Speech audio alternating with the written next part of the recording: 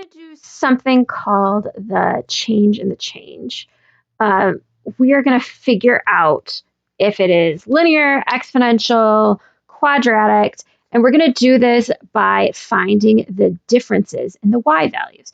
As you can see for this one, all the x values are the same. Put it over here. That's the ratio. Okay, so our first difference here, if we are going to go 27, let's change this so this is a little smaller. Okay, 12 minus 27 gives me negative 15.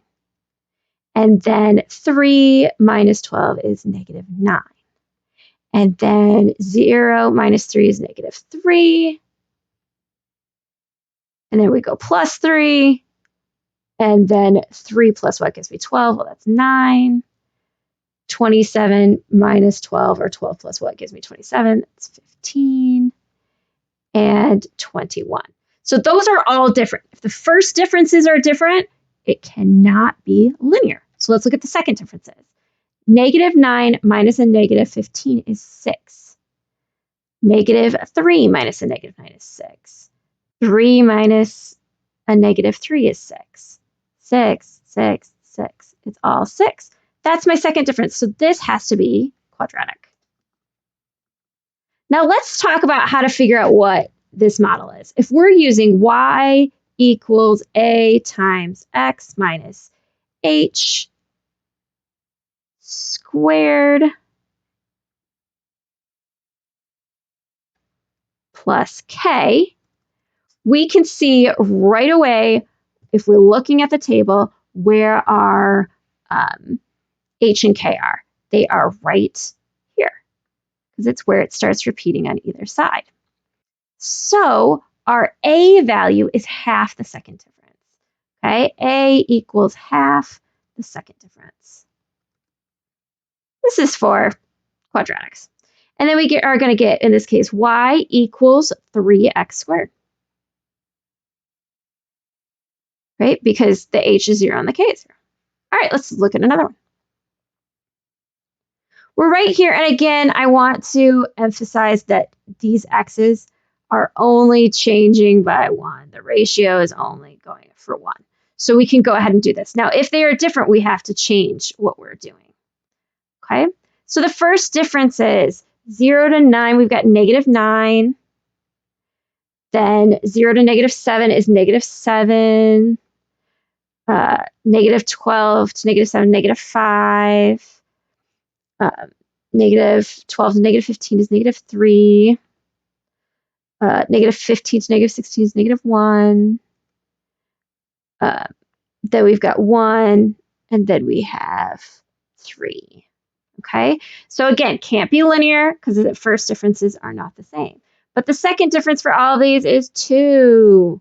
So we know right away that this is quadratic. And we're going to use that formula again.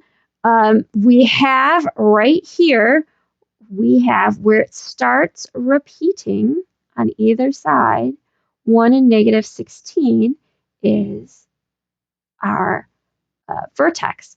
And half the second difference is our a. So we're going to get y equals 1. So we don't need to put anything there. And we're going to go x minus 1 squared plus our k, which is minus 16. And that is our equation. All right, we are going to skip down to number 4. Okay. So here again, our first difference for all of our x values is 1. So the ratios all stay the same. So we can go ahead and do our first differences. The difference between negative 34 and negative 62 is 28. And we've got 20, 12, 4, negative 4. Again, I'm just subtracting these. Negative 12 and negative 20. Okay, again, first differences are all different, can't be linear, but my second difference for all of these is negative 8. So it is quadratic.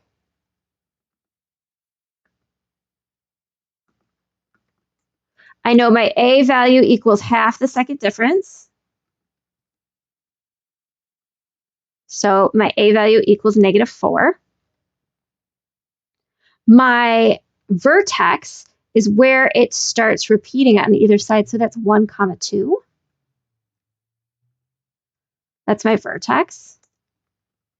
So I can make my vertex form. I can say y equals -4 times x minus 1 squared plus 2. Okay, we're going to skip to 6. Okay, first thing I notice, all the x values are the same. They're all 1. Stay the same all the way down. Okay, so the first difference between 19 and 15 is -4. 15 and 11 is -4. 11 minus 4 is 7. 7 minus 4 is 3. 3 minus 4 is 1. Minus 4, all the way down. Okay?